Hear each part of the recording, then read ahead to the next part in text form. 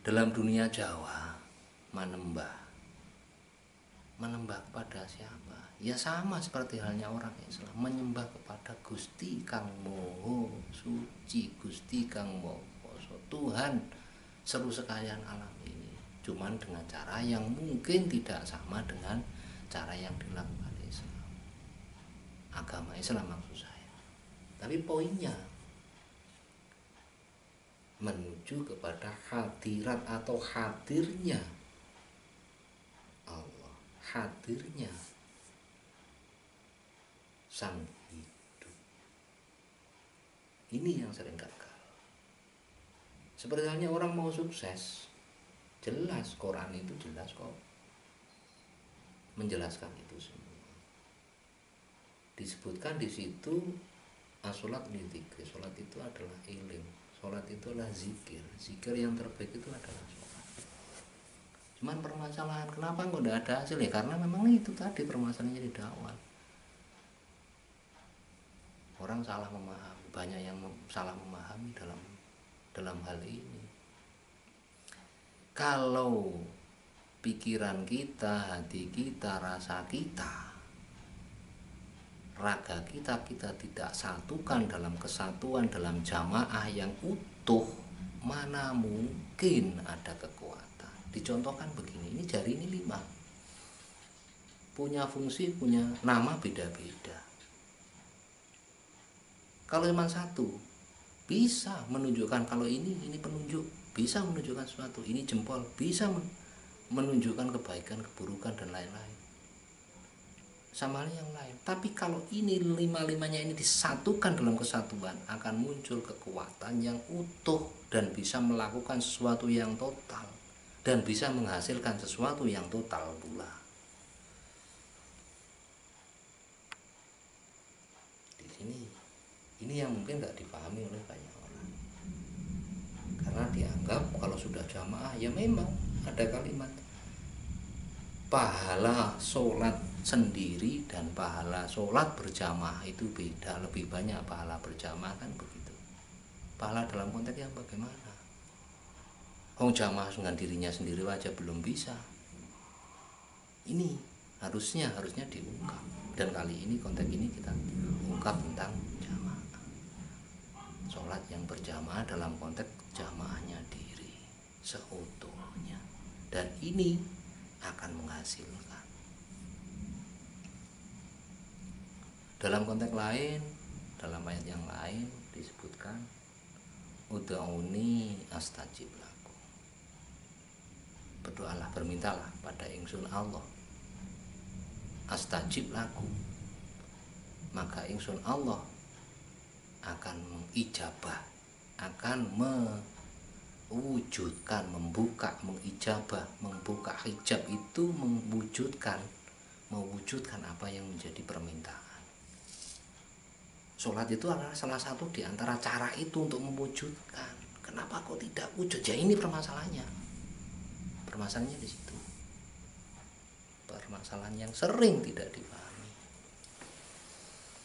Dalam ilmu Jawa, cipta rasa karsa karya manunggal menyatu dalam satu kesatuan yang utuh, menjadikan satu kekuatan yang utuh untuk melakukan sesuatu sehingga menjadi wujud.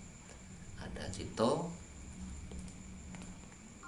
rasa karsa karya, jadi nyata. Ini dulur yang perlu kita pahami bareng-bareng. Kita sama-sama belajar, sama-sama mencari bagaimana toh sebenarnya. Ini dulur yang monggo lah kita bareng-bareng. Mungkin dari dulur-dulur yang lain ada pemikiran atau penafsiran, monggo itu sah dan mutlak boleh, karena kan setiap pribadi pasti punya cara, punya pemikiran, pendapat masing-masing ya. Nah, ini Kang, Monggo.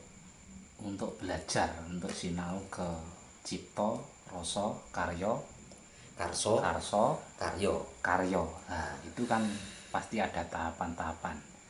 gimana Kang kalau diwedarkan? Nggih, Ini betul. mesti banyak yang penasaran sebab setelah saya pelajari di antara dulur-dulur, memang masih banyak yang kebingungan, yang belum tahu. Nggih, betul, betul, betul. Monggo kita saiki ini tadi ada pertanyaan dulu. Piye to carane goleki ciptane, rasane, karsane, terus karyane yang nyata. Nah, cipta dari kata dulu, dari bahasa, kita udari dari sisi bahasa lugawi. Kalau orang bahasa secara umumnya saat ini yang lagi ngetren, lagi viral, sedikit-sedikit menggunakan bahasa Arab. Nah, monggo itu sah, boleh, bebas. Cuman kali ini akan saya udari dengan dua hal, ya, secara lugawi, secara Arab, dan secara Jawa. Cipta, cipta itu sesuatu yang terbersih dari hati, naik ke pemikiran, terbersih. Contoh, kita itu lagi nyantai begini, enak-enak, nyantai, tidak berpikir apa-apa, tidak melakukan tindakan apa-apa, tiba-tiba ada muncul terbersih, enak yo. Umpama minum kopi, satu contoh begitu, enak yo umpama dengan suasana begini minum kopi, ada cipta tadi. Terus dari cipta itu tadi terbawa oleh suasana rasa. Wah, nek suasana koyo ngene iki rasane kopi mbaturi suasananya enak. Ya. Setelah muncul keinginan, terus kemudian dibawa suasana frekuensinya mengarah kepada rasa. Rasane kopi sudah terlintas dalam benak kita. Oh, rasanya kopi.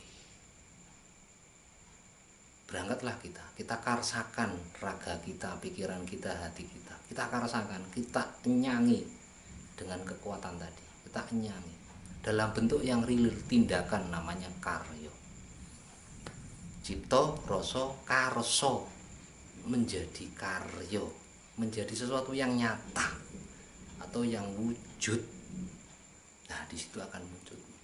Jangan pernah berpikir bahwasanya ya Allah paring ana kopi, terus tiba-tiba kopi datang mak bedunduk, tiba-tiba datang di depan kita.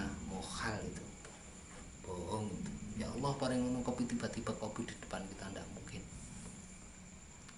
Kita bicara kelas manusia biasa, manusia umum yang penuh dengan kekurangan. Kita nggak ngomong tentang kemustajaban atau keajaiban atau kehebatan, kesaktian, enggak. Kita bicara pada wilayah umumnya manusia. Yen to sira ngersakno kopi yo tumandango, entah jalan ke warung atau mungkin bikin kopi kalau sudah ada bahan banyak. Cuman kadang-kadang kita itu kan males kita tidak sadari, kita berharap Allah membuatkan atau mengantarkan atau memberikan. Itu sing bodoh sapa? Nah, setiap kehidupan itu pasti begitu. Orang itu pasti punya tujuan dalam kehidupan untuk meraih sesuatu. Ya itu tetap yang digunakan ya dijamahno tadi, ya cipta, rasa, karsa, karya, itu harus. Keharusan itu karena kesatuan. Tidak bisa dipisah-pisah. Satu kesatuan dalam bentuk aplikasi yang real. Di dalam dunia sholat pun, di dalam dunia menembah pun, di dalam real kehidupan, kenyataan kehidupan. Makanya nek sekedar saran, karena mungkin ini kedoifan bahasa kerennya atau kekurangan saya. Orang itu sering melakukan sholat tapi tidak ngajak dirinya sendiri. Ayo dulurku wujute, nepsuku wujute, ragaku wujute, jiwaku wujute, pamikirku, ayo bareng manembah marang Allah wujute sholat. Seringkali kita itu tidak mengajak, mak bluwak atau bedal dewean berangkat sendiri. Apa sih abote, apa sih beratnya kalau seumpama kita itu mengajak diri kita sendiri. Baik diri, perlengkapan apa yang ada dalam diri ini, ayo bareng-bareng kita sholat kepada Allah. atau ayo manembah mring ngersani Gusti. Sedulurku papat 5 wujudku, ayo bareng-bareng manembah marang Gusti. Ini kadang-kadang yang tidak dilakukan, padahal ini hal yang pondasial. Sebelumnya kita sudah bahas tentang sesuci. Kalau sudah sesuci mau melakukan ini, artinya ini sudah satu tahapan di atasnya untuk menuju itu tadi, menuju satu tujuan. Padahal saya yakin semua manusia itu pengen sukses dalam konteks yang beraneka ragam sesuai dengan sukses ukurannya masing-masing, ukuran suksesnya masing-masing. Tapi tata cara itu tidak pernah digunakan. Nah, ini kurang lebihnya, monggo kalau ada pertanyaan lagi. Ayo, Kang. Ini Kang, di waktu kecil saya sama orang tua sampai kakek saya, nenek saya, buyut saya kan kalau sowan di kuburan sesepuh itu kan pakai bunga, pakai kembang. Nah, saya sendiri belum tahu makna dari kembang-kembang tersebut. Ada kembang setaman, kembang wangi, kembang boreh, dan kembang kolon. Ya. Mohon dijabarkan kan. Oke, makasih. Agar tidak gagal paham. Ya, betul. ini salah satu. Kalau sudah bicara begini berarti ada dua hal. Punten, tanpa mengurangi rasa hormat saya pada siapapun, pada apapun. Hal tersebut pernah dilakukan oleh panjenengan dalam Rasulullah Muhammad, karena seperti awal kita bicara tentang sedikit secara syar'inya agama. Rasulullah pernah di suatu ketika, dan dijelaskan dalam hadis itu, suatu ketika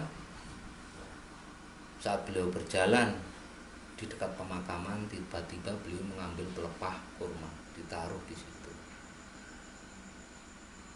sambil berdoa. Nah, semuanya kan mengandung makna. Salah. Kenapa leluhur kita itu kok setiap kali sowan ning sarean atau datang ke pemakaman, ke pusara leluhurnya kok membawa bunga?